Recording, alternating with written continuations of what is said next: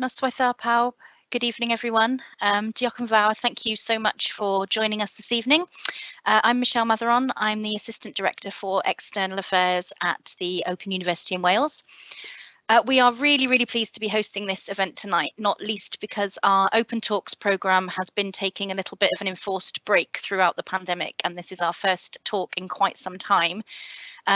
We had hoped to be able to run the event in person, but we felt it best for now to hold it online.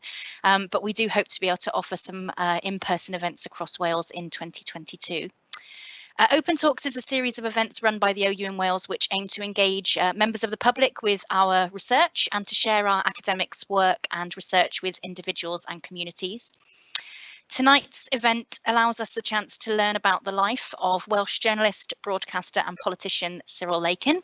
And to take us on that journey, we are joined by Dr. Jeff Andrews and by Darryl Leeworthy, and we're very grateful to them both for being with us. Jeff is Senior Lecturer in Politics at the Open University.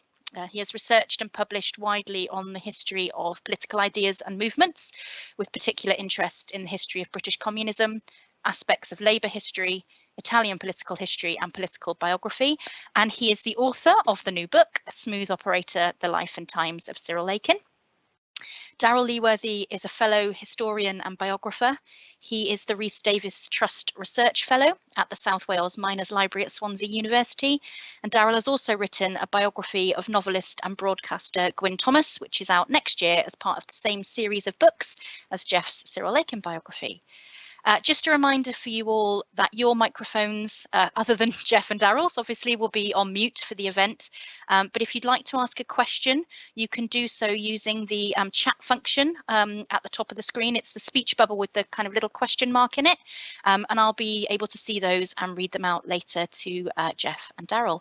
So thanks again for joining us. And without further ado, I will hand over to Darryl. Well, thank you, Michelle, and welcome everybody who's watching us this evening. And good afternoon and good evening, Jeff. It's afternoon somewhere for folks watching, and I believe it's also good morning to some folks watching with us online. Let's start, Jeff, in somewhere you're very familiar with, in Barry. And Barry was the shock town of the second industrial revolution at the end of the 19th century. It goes from being a tiny little fishing village to the biggest coal port in the world. And for those of you watching at home who are unfamiliar with Cyril Lakin and how his family fits into that scenario, he wasn't a docker, he wasn't a stonemason, he wasn't a working class family, really. So tell us a little bit about how Cyril Lakin fits into Barry and how Barry fits into Cyril Lakin. Yeah, he's very much a product of modern Barry. His father, Harry Lakin, moved to Barry in the early 1890s. So that's just a few years after the docks. He was a young apprentice butcher, set up his own butcher's shop in Vere Street in Cadoxton. Cyril Lakin was born in 1893, so that's really within a few years of the docks. And although Barry was being transformed at that time, as you say, from small villages to this major port town, the infrastructure wasn't there when Harry Lakin arrived. It was chaotic living conditions, crime, disease, sewage, illegal drinking places. Cadoxton was thought to be the main, initially was thought to be the main part of the new town. He set up a butcher's business there in Vere Street. Cyril Lakin was born in, as I say, 1893. So, for the next decade or so, they were really struggling to get to terms with this new town. Harry Lakin was a beer and Bible Tory. I mean, he became a Freemason. He was high Anglican. His wife was, I suppose, the person who was Annie was more influential on Cyril Lakin's education intellectually, academically, the one who pushed him at school, got him to do music lessons, wanted him to go to Oxford. Harry was the sort of shrewd businessman. He was elected as a councillor in Cadoxton in 1906, which of course is very interesting because that's when nationally the Liberals made their breakthrough. The Labour Party had their first MPs and so on. He kind of went against the trend. Cyril Lakin's early life then was within this context. he was delivered meat to the directory, was part of the in the church choir. As you know, Darryl, education was the way people got on, really, and so that was treated very seriously, particularly by his mother. He was first at Cadoxon School under the influence of Mr. Eubank, who introduced him to all kinds of, you know, what you might call recreational things as well as cultural things. As Bit of boxing, maybe? Education. Not sure about the boxing, actually. And then, of course, he won a scholarship to Barry County School. And this figure of Edgar Jones sort of looms over him and the couple of generations that followed. Edgar Jones, some people have said he was the sort of Welsh Thomas Arnold, although without the Anglicanism. He was a liberal in politics by night, though of course during the day, along with his begowned teaching colleagues, he was very conventional, you know, Kipling and Tennyson at Morning Assembly. And I think what Cyril Lakin got from, apart from an interest in classics and so on, was this notion of public service that was, you know, that was instilled in the pupils by Edgar Jones. The notion that, you know, when you leave here, you've got a contribution to make to wider civic life. That was something which stayed with Cyril Lakin. I mean, the last point I would say about Barry was that one of his school friends was Frank Webber, who was later the general manager of the Western Mail. His brother Robert, later Sir Robert Webber, was managing director. So those are the connections that he made, if you like, at school. Frank Webber became a sort of almost a lifelong friend. Mr. Fix-It, according to Bridget, Cyril Lakin's daughter. And I think the connections he made there with Frank Webber, you know, took him from, if you like, you know, the Western Mail, eventually to Fleet Street. Those are the connections he first made. Yeah, it's those are a lot of the names that appear when you start digging around in the newspapers and you see them doing the research. And I guess it's Barry County School, which and the leap out of Barry County School to take him to Oxford, which is really very interesting. So, of course, he's there at quite an early point in the school's existence, and was therefore one of the first people to go on that, almost like an escalator, if you like, from Barry County School up to Oxford or to Cambridge, but in this case, very much an Oxford boy. And the list of the boys that followed in his footsteps is quite prestigious. We think of the historians that we know, Sir Keith Thomas, Di Smith, Gareth Williams and others. And by quirk of the opposite direction, just appealing to my own interest here, was Gwyn Thomas the novelist, who'd gone up from the Rhondda to Oxford and then eventually gets given a job by Edgar Jones's successor, E.T. Griffiths, to teach French and Spanish, but was more interested in writing novels, which I'm sure we can all appreciate. So what sort of experience did Cyril Lakin have in Oxford? Because from reading the book, you get a sense that he didn't have as bad an experience as quite a lot of the folks who followed in his footsteps later on. Was that partly down to the college that he went to, or is that more the fact that he found himself fitting in a little bit better? Just come back to just one point on the school. It was, of course, co-educational when he was there, later boys' school. And so, but as you say, these figures, Barnett Janner became an MP, and other people, you mentioned educationalists, that was important. When he went to Oxford, he was one of two Barry pupils to go to Oxford. The other one, son of a coal tipper, went to Jesus College, which has stronger connections with Welsh schools. He went to St John's, I think probably because the president was a Welsh Anglican vicar as well. So, you know, and it had a reputation for, you know, Tory high Anglicanism. And Cyril initially wanted to go into the church. You know, I think he had this idea of being a kind of literary parson. So yeah, I mean, he had quite wide interests as well. He was very sporty, played rugby and football, running and so on. And, you know, he was a sociable person. At Oxford, interestingly, given his Tory Anglican background, the circle he was in, you know, read some of the diaries of his contemporaries, was ironically more of a sort of liberal nonconformist. So serious-minded students took their studies very seriously. The sort of unofficial leader of this group was William Watkin Davis, who was regarded by some of his peers as a protege of Lloyd George. His family knew Lloyd George. He played golf with Lloyd George just before he went up to Oxford. Incidentally, this group went up in 1912. And others in that group, probably liberal left inclination, I would say. He certainly wasn't part of, the image of Oxford of sort of public school, rugged players. That he wasn't part of that. Although he did actually play football, so that probably endeared him as well to others in that group. Of course, his studies were interrupted by war, and so he studied in 1912, late 1914. After his 21st birthday, he got a commission as a lieutenant in the South Wales Borders after the war started. And just on that, I think he entered the war without much angst. Watkin Davis, for example, his friend, was much more sceptical about the war. He thought it was his duty to fight and so on. I think he was influenced quite a bit by his tutor at Oxford, Ernest Barker, who had written The Case for War with some other historians. So he went there, with saw it as his duty. I think that subsequently probably revised that view, of course, as many did, and he came home, very ill. Yes, and going to France, but his war is mostly spent in the Balkans and Salonika and other places, isn't it? So he gets a slightly different perspective on the First World War than we would get from a lot of the other memoirs that are available for Welsh figures. So that gives him another edge in the Welsh story. And I suppose when he gets towards the end of the war, Oxford is done.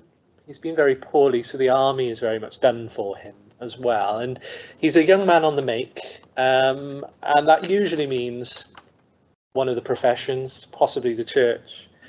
He finds himself temporarily in the Ministry of Food, dealing with a bit of civil service, but quickly got out of that, and we can understand why he might get out of that as a man delivering meat. Delivering meat, very much on his bike. Yeah, a bit too close to what Dad was doing previously. And he then passes the bar exams and moves on eventually to journalism. This is what dominates his life, really, isn't it? It's the journalism, it's his work in various newspapers.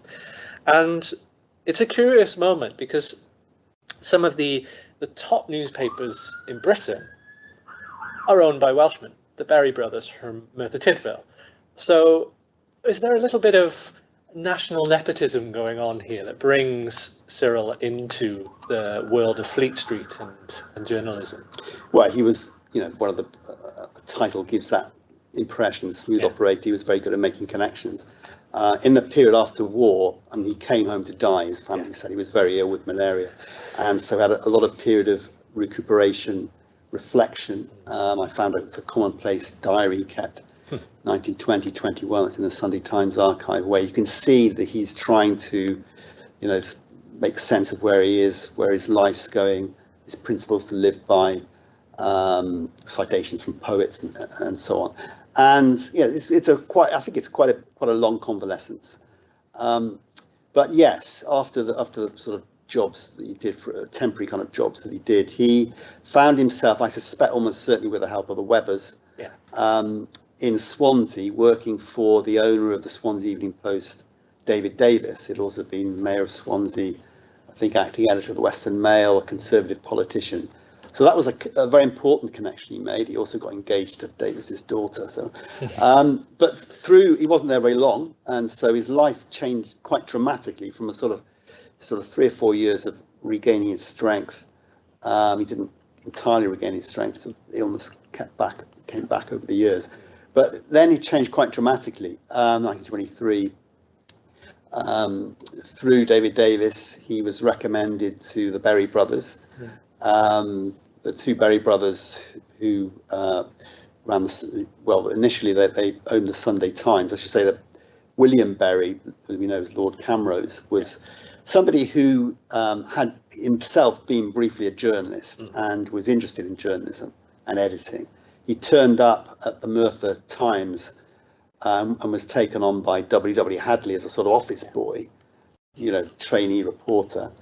His father, incidentally, was Lord Rhondda's, yes, D.A. Thomas, Lord Rhondda's press agent, and the sons were contemporaries of Margaret Thomas, the Lady Rhondda, and so all those connections were there. And they managed to purchase the Sunday Times at a cheap price. Gomer Berry, the younger, looked after sort of business arrangements.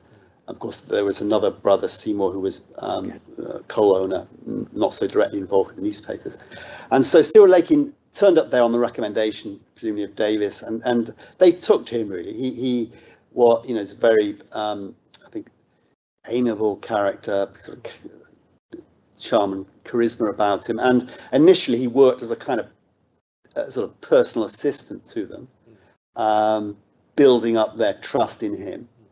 And then, of course, they bought the Daily Telegraph, and he found himself in this really quite unique position of being both assistant editor and literary editor of both the Sunday Times and the Daily Telegraph. So, I think it's fairly unique. Yeah. And of course, with that role, gave him a lot of influence. Yeah. So if he was a character in Yes Minister, say, if the folks who read the Daily Telegraph think that other people run the country, then the other people in this particular case were Cyril Lakin and his friends and patrons in the Berries and the Webbers and things like that. I've ruined the joke. Sorry, everyone who loves Yes Minister. I've got to ruin the joke of Sir Humphrey. He'll have my guts for garters at one point. But we've got this impression. Yes, he's a smooth operator, but he's also on a trajectory that's quite a stellar rise from Barry, which is, yes, an important town, but it had peaked in 1913 and was on its way down into the economic malaise that affected most of South Wales at that point. And so Lakin has kind of got out of it at a good moment and landed himself a nice plummy job in Fleet Street. But that literary editor position really brings him into contact with a whole other world, doesn't it? And it's a world of people that we still engage with today. We still read them, we still find their works on bookshelves and in bookshops and in new editions that are coming out regularly. And what was that like for him, being in the mix of what was almost like a golden generation of British literary talent and agents and publishers at the same time? Yeah, I think he thrived in it. I think he became a kind of literary impresario. Yeah. So he was a literary editor, talent spotter, sort of catalyst for new projects. I should say that in his kind of assistant editor role at the Telegraph, he was quite influential in changing the format of the newspaper, modernising it,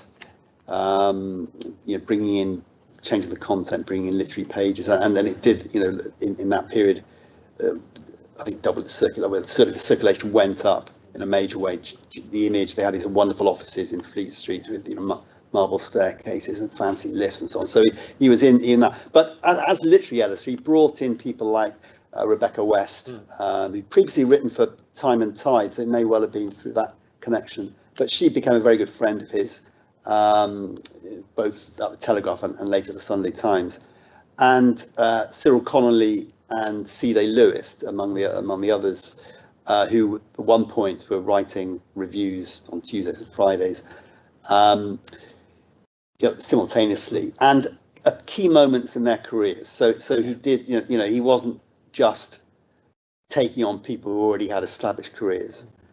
Indeed, one of a very young Dylan Thomas had his poetry reviewed after a bit of badgering from Edith Sitwell in the Sunday Times. So he was sort of helping to bring on new talents. The interesting thing, so you could also say that it was the Welsh newspaper connections which took him to this position. Yeah.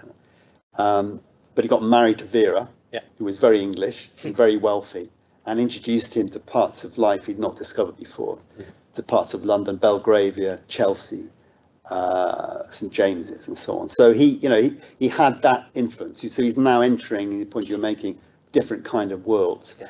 The very interesting thing, because I've looked at some of these writers in previous books and so on, and when C.J. Lewis was his best reviewer, he told his bosses at the Daily Telegraph, it was in his communist phase. And, in fact, some of the people reading his reviews were asking Lakin whether this was the same person. He was a communist who was then compiling a communist guide to literature. He was then having his, his post opened by MI5, was having, security services turning up at his meetings, regarded as a subversive intellectual, was the best reviewer at the Daily Telegraph. And Cyril Connolly was obviously in sort of formative stage of his career. And so he had very wide, as I say, he's a literary impresario, he had very wide contacts. Victor Galantz was another one, the left-wing publisher, founder of the Left Book Club, another sort of lunch companion.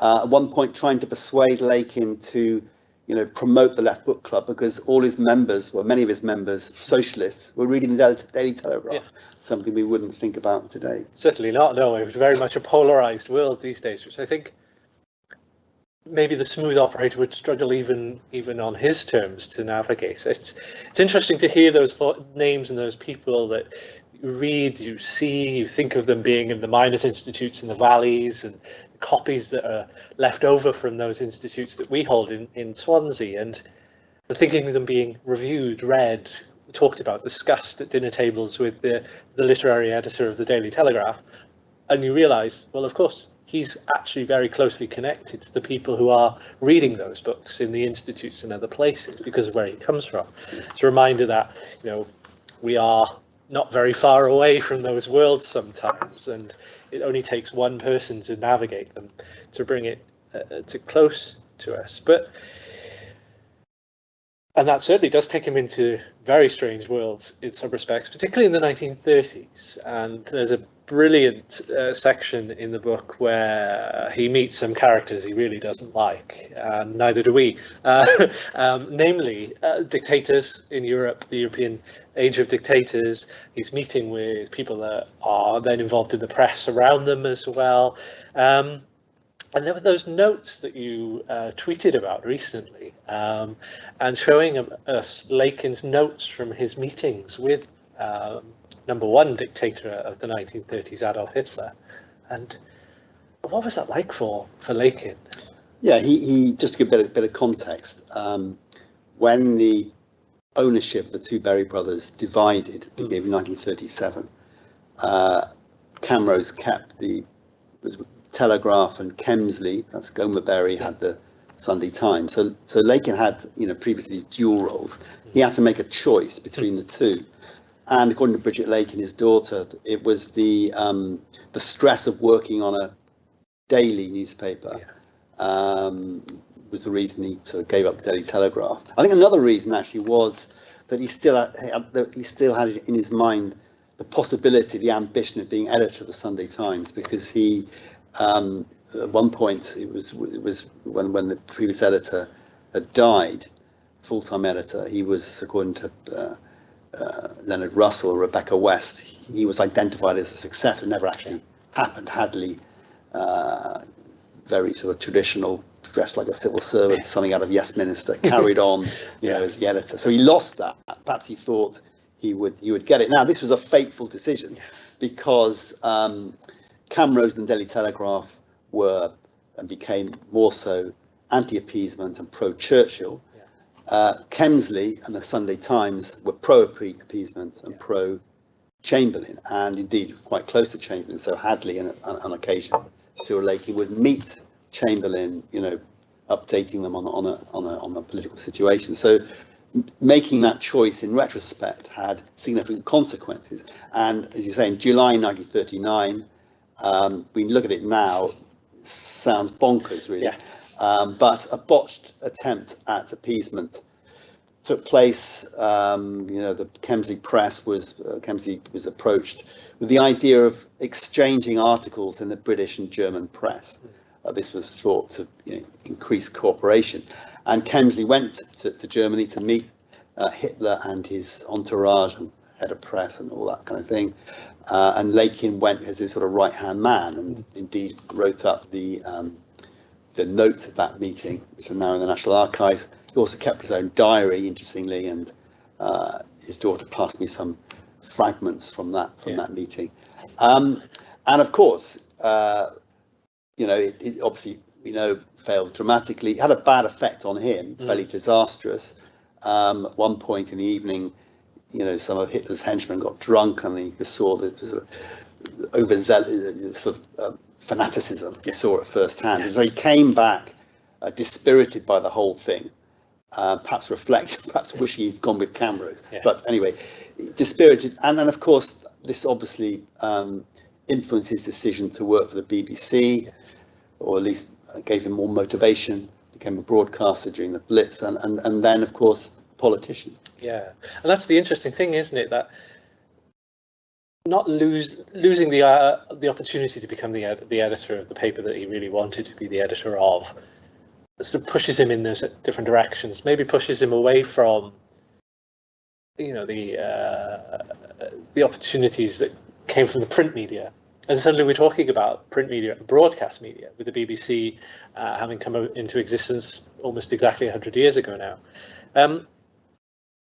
Was he looking around for something else then? Was he actively looking around, or was it the happenstance of that sequence of events which prompted him to look around? A bit of both, I think. Leonard Russell thought he was looking for a political career, was interested in a political career at an earlier point, but events took over, really. He entered the BBC. Two people, I think, took him there. One was Howard Marshall, who'd been one of his early reviewers and became a close friend on the Telegraph. Howard Marshall was the first real cricket commentator, with a very distinctive voice. He became very popular in the early radio. He became a sort of crisis talker, brought on to keep people calm when the war started. He then later on became a significant broadcaster, sort of before. And Richard Dimbleby gets all the credit for these occasions, but he was also present commentating on state broadcasts, the VE Day and so on later on. And he was, at the BBC. I no doubt that helped. And Ivo Gigi Cobb, who was a Harley Street surgeon, who had another career as a detective, wrote detective novels. Brilliant. The Inspector Treadgold mysteries.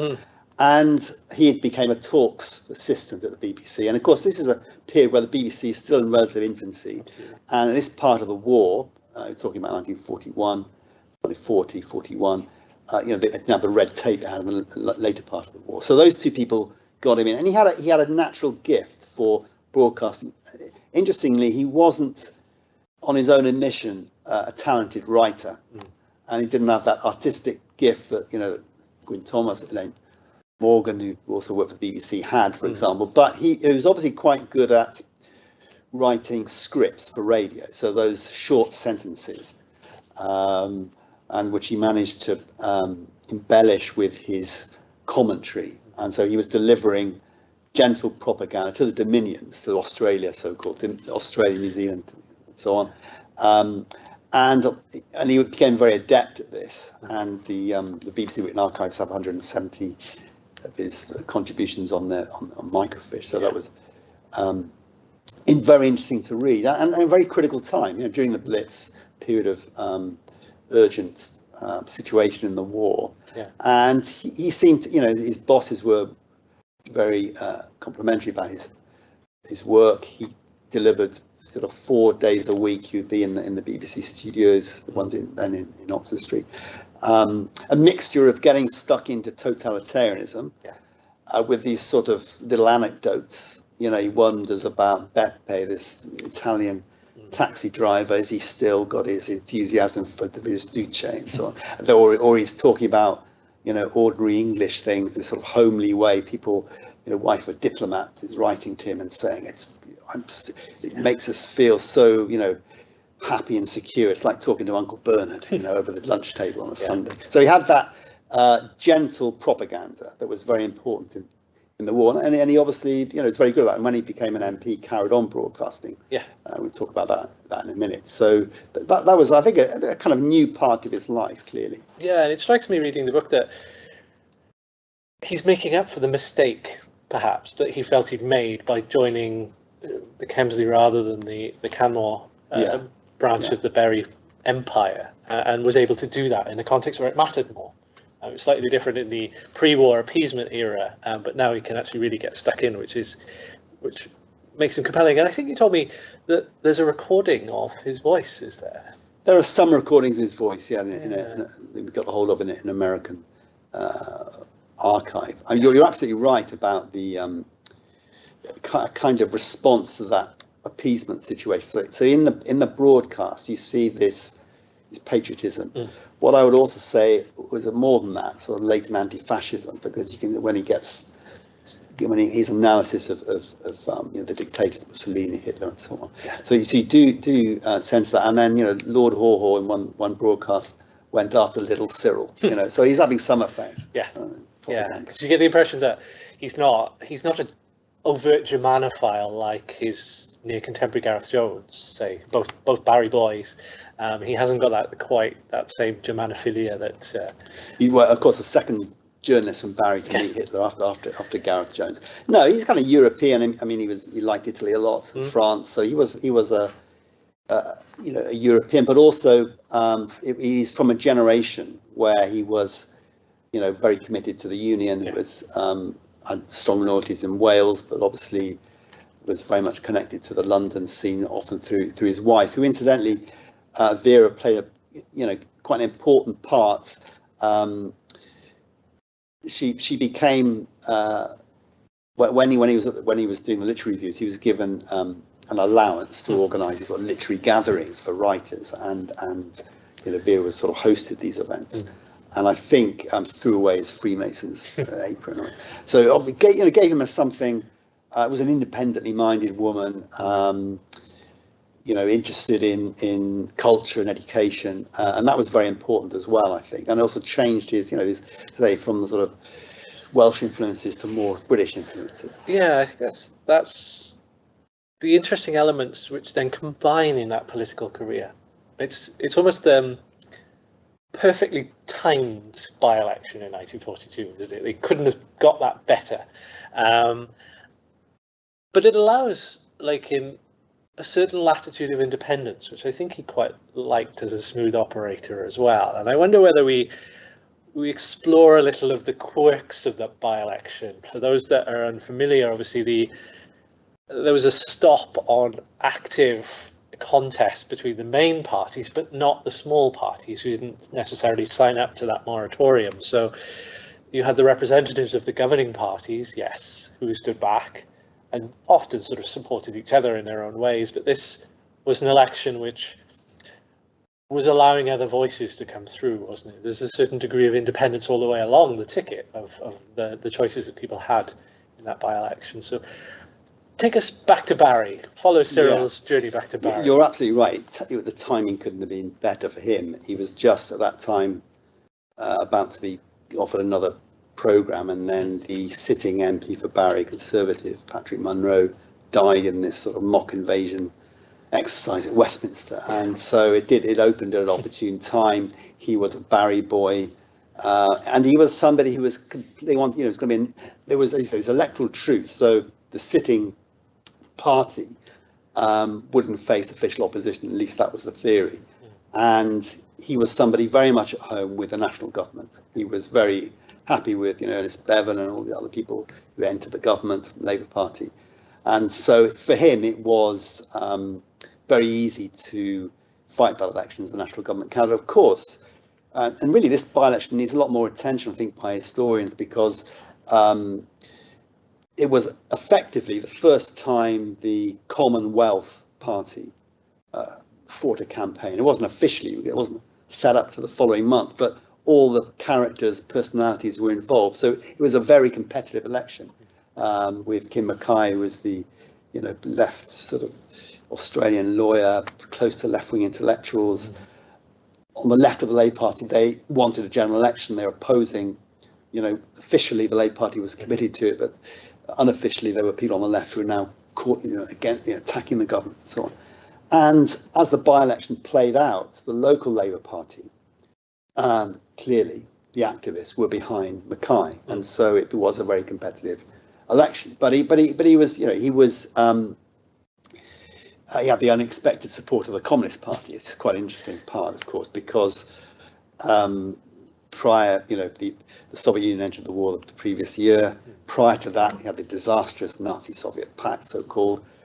Now, the Communist Party actually was in its big growth period with the Soviet Union in the war, supporting the war effort. So, as his daughter, who was in the by-election campaign as a 14-year-old schoolgirl, so she was able to tell me this. You know, Joe Stalin says, vote for Cyril Lakin. You know, this is, and so he had a support from all. He had broad support. He had the support of Jack Jones, the playwright. But it was a competitive election. The Manchester Guardian and Daily Mirror are both predicting a victory for Mackay on you know, on the verge of polling day. But in the end, he won. I mean, obviously the electorate was not as large as it was later. But I think you're right. He was the ideal national government candidate at that time. He could come back to Barry, man of affairs, broadcaster, had this other life. But there were still people from he knew before. You know, people, local public figures, perhaps known to his father, and so on. So he was able to reconnect. Yeah, and it's such a contrast with the election 3 years later. And we know that he loses that election in 1945. Landslide, there's reasons why he might have lost at that point as well. And Barry, now the Vale of Glamorgan seat, slightly different boundaries, but has always been a kind of a bellwether of opportunities. So we think of Westminster, held by a Conservative today. Here in Cardiff, it's held by a Labour member. So it's kind of an indicator of which party is in government in those both places. But I don't get the impression he was kicked out in 1945 because he was a bad MP, was he? No, he was very active. In the 3 years he was an MP, he was on various committees. He was involved, you know, spoke on, well, one, he was regarded as a sort of authority on the media and propaganda. That was his first speech. He also contributed to the Butler Education Act. Butler was a friend. He was his sort of brand of conservatism. And also the Beveridge reports. He was involved in various sort of committees. So he was a busy MP. But as you say, you know, the landslide had its own momentum. There were soldiers returning from the war, wanted a new start. Yeah. He found himself, although he was a Conservative, he found himself probably in a quite unfamiliar position of having to take a partisan role, where he was used to consensus. He had many friends sort of beyond on the left and as well as on the right and so on. So that I think he, you know, whatever happens, the Labour were going to win, I think. Yeah. It begs the question, there's maybe some students in the audience who are working away on essays on the consensus question, that here's a figure who could sum up and say, well, actually, yes, there was. Here's someone that both sides could find something comfortable to support. And had he been returned, he wouldn't have been necessarily a hostile opponent of the Labour government. He would likely have been quite supportive of a lot of the initiatives that they presented after 1945. And maybe that's where Joe Stalin says support Mr. Cyril comes in. But there's a sad ending, isn't there? That he loses his seat and then dies not long afterwards. And that helps us perhaps frame, or accidentally frame, the end of his life and the politics that he's involved in as almost a coda on a career, rather than something which was, well, he might well have gone on to a different seat, as his successor did. And found a different voice.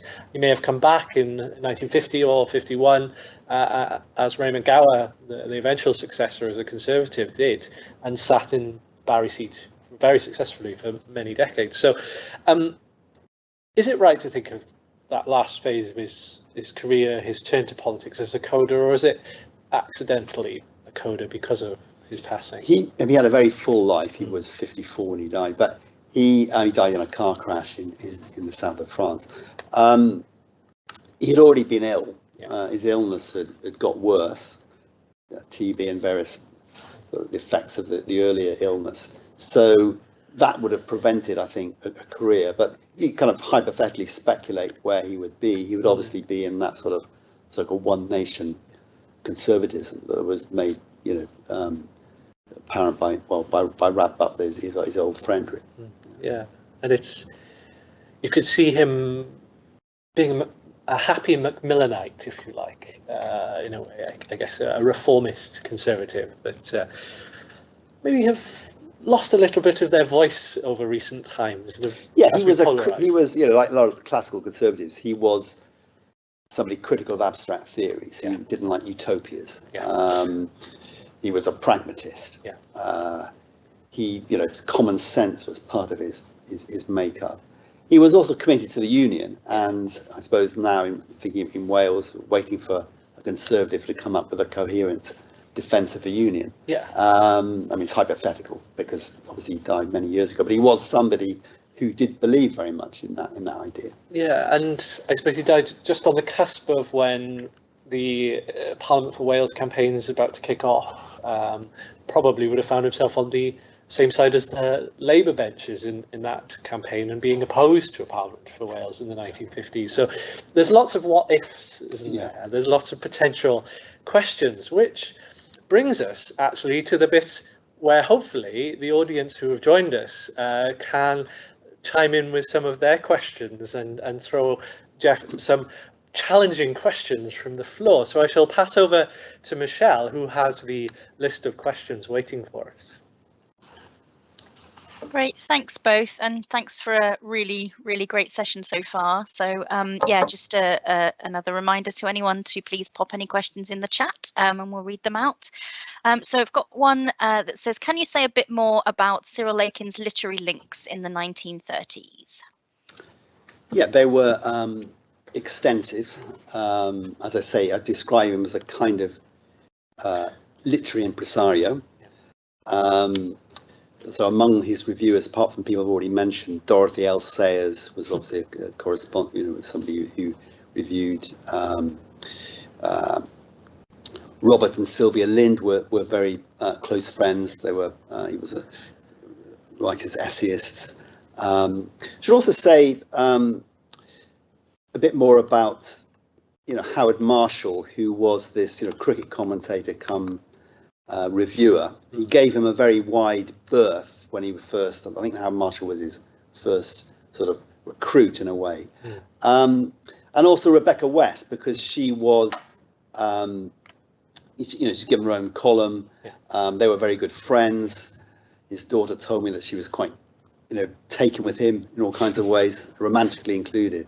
And I think also he had certainly, the women in his life were very important generally, and I think he did quite a bit for, he was very keen on getting more women writers into the columns of the Telegraph and the Sunday Times. The Sunday Times was much more difficult to change because you had J.C. Squire, who is regarded as the sort of the squirearchy, I think Virginia Woolf called him. But so we had to sort of deal with more conservative reviewers in the Sunday Times than he had perhaps with him on the Telegraph. But it was something he picked up, I think, from, he had wide interests himself, although he also liked detective novels.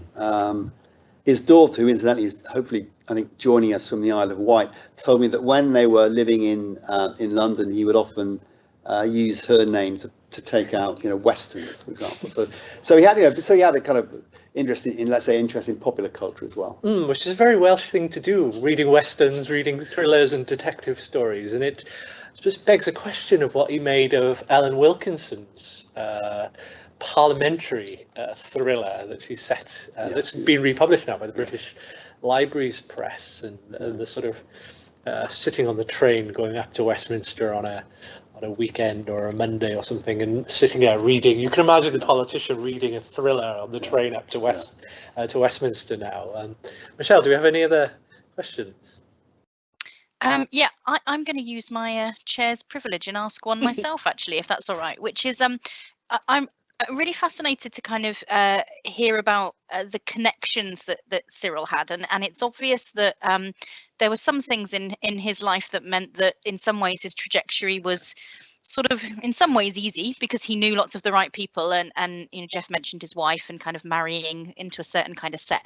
But in terms of being a smooth operator, I'm particularly interested in his character, in terms of his approach, and what you may have discovered, Jeff, I guess, about the kind of the approach he took to his work and to the different kind of roles that he took, and what made him somebody that was able to kind of open even more doors and build those great connections with different types of people. Yeah, he had a certain amount of charm, I think. He was also, perhaps unusually for a man of his generation, very photogenic, I think, put it like that. As you can see from the images, Bridget, his daughter, tells me that he was quite concerned about his appearance often. He was, I think, you get the impression of somebody being very easygoing. Obviously, in the early part of his life, I found this when I was looking at, I should say, probably haven't mentioned this, but he was a distant relative to my uncle's uncles.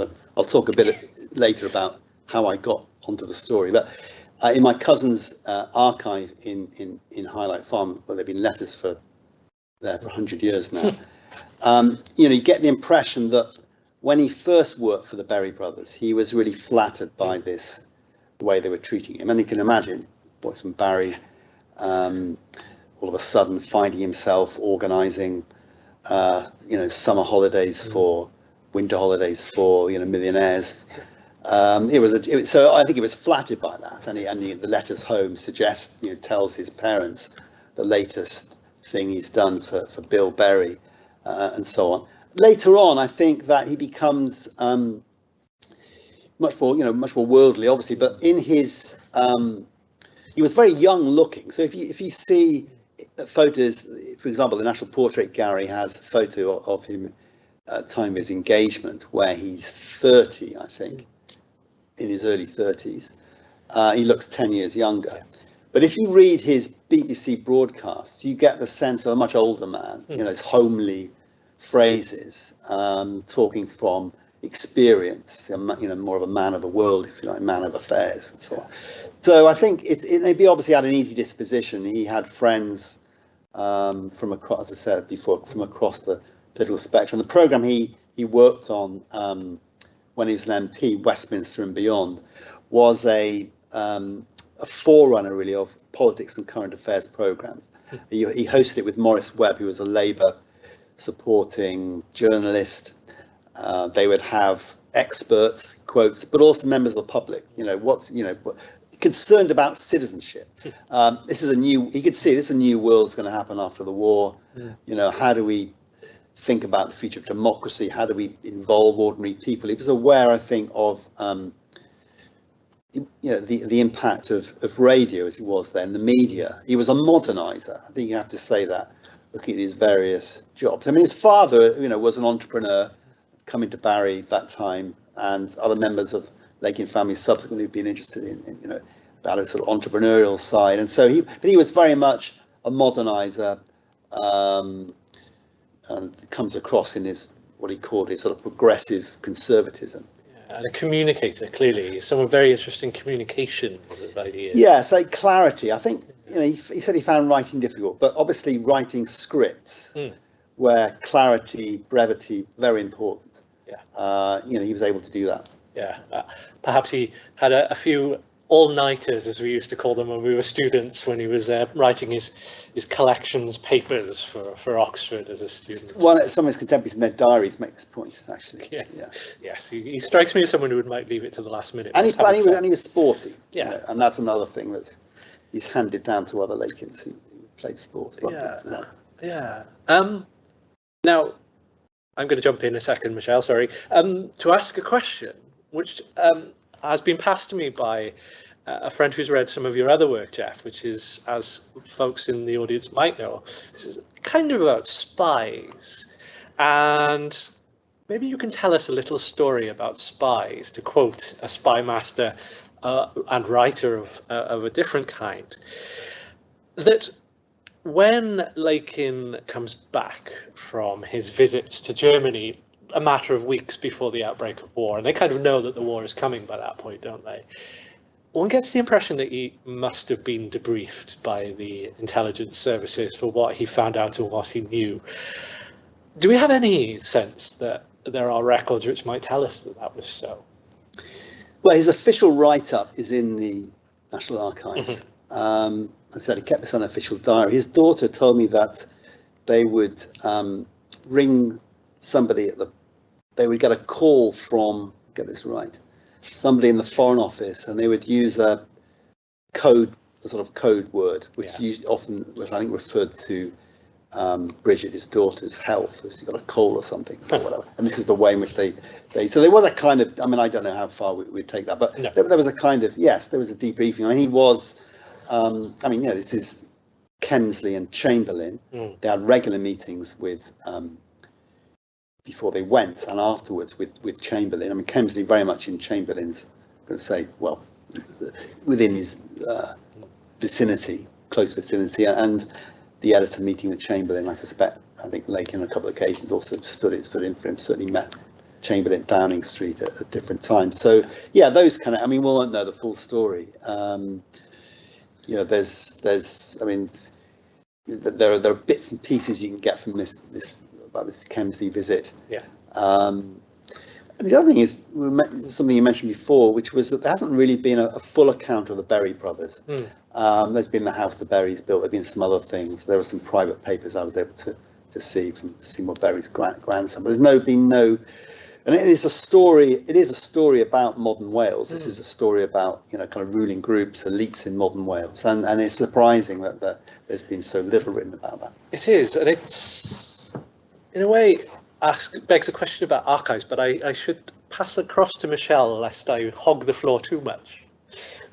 Thanks, Daryl. Yeah, we've got another question, which I'd be interested in your response, which is, how might Lakin have viewed the present Conservative Party under the pro-Brexit gang of Boris Johnson and co?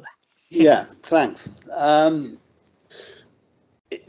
course, this is, you know, it's hypothetical because making my excuses first, because he died in 1948 before there was even a Welsh Secretary of State. Within the Conservative Party, he clearly belongs to the liberal wing. So, and it would be European and would be, as his daughter was certainly at the time of the referendum, anti-Brexit. He would be somebody who, you know, be a Ken Clarke, Chris Patten kind of Conservative.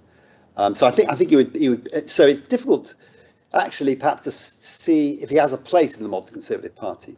You know, the sort of one nation tradition seems to have, some people are saying it's being revived, but it's not so evident. The interesting question, I think I sort of mentioned before, I think for Lakin, is if we're waiting for a coherent Conservative position on the Union, who is going to give that from the Conservative Party?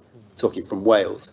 And this is something which he did believe in as well. So he was pro-European and pro-Union in the sense of the UK. So, but very much on the Liberal side. Whether he would have stayed in the Conservative Party, I don't know, because, you know, Chris Patten is rarely seen in Conservative. I don't know whether he's still a member of the Conservative Party or not. So he'd definitely be on the reform. And, you know, so Rab Butler, the sort of one nation, patrician, paternalistic wing, pragmatic rather than ideological. He was suspicious of ideologues and utopias. So he would fit within the classical Conservative tradition and would be anti-Brexit, if you like. Interesting.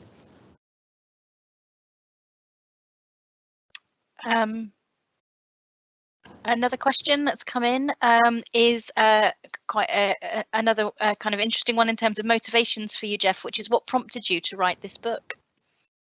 Okay, it's a good question. I never imagined I would write this book, but I was looking at George Orwell's BBC correspondent for something else. I can't remember what, possibly an Open University module. I can't remember.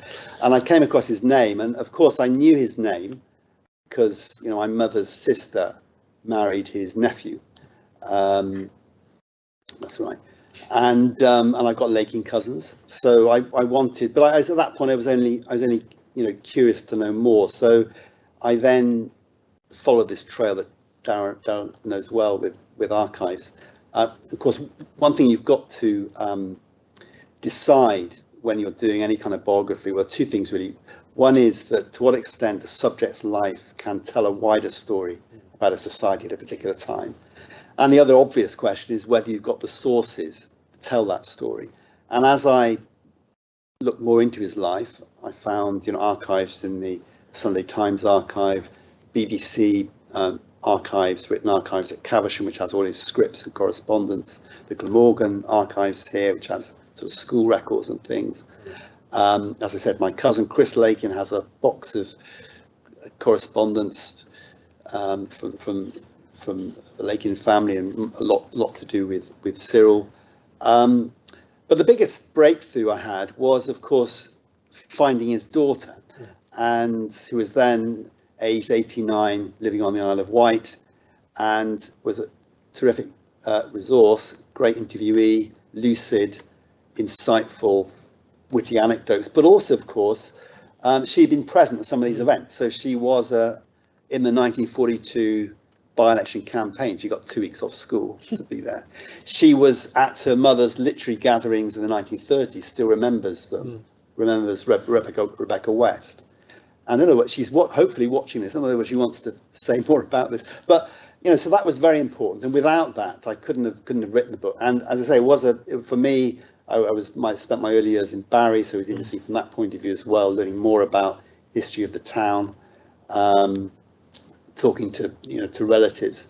But it was different, obviously, from my other books. And one thing they had in common, 2 previous books, one was about John Cairncross, the 5th man of the Cambridge Spy Circle, and the previous book was about James Klugman, who was a communist intellectual who lived through a lot of the events.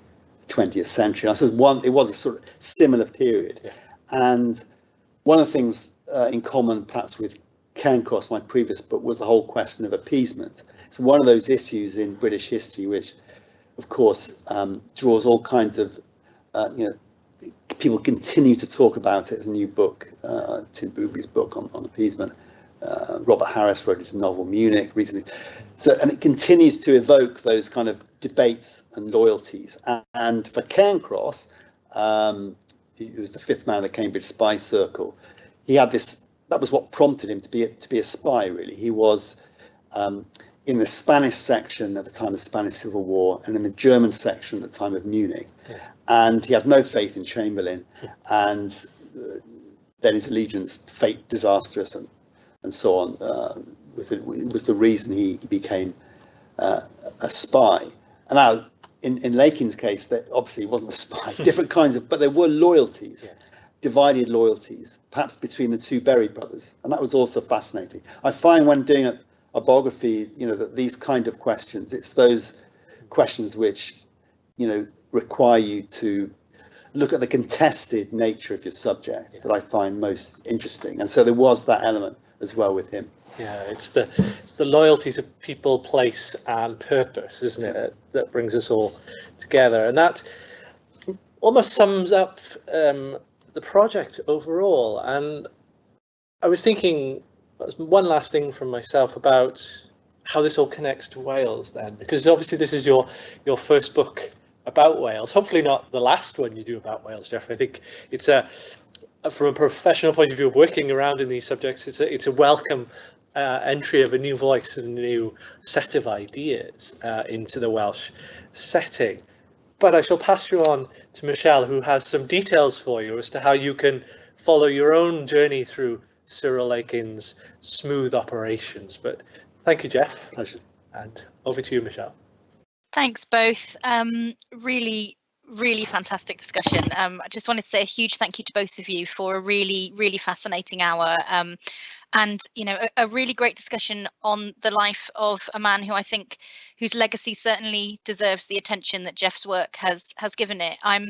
I'm also looking forward to a book on Vera, because I think she sounds really, really fascinating too. So yeah, I'd be really, really keen to find out more about her as well.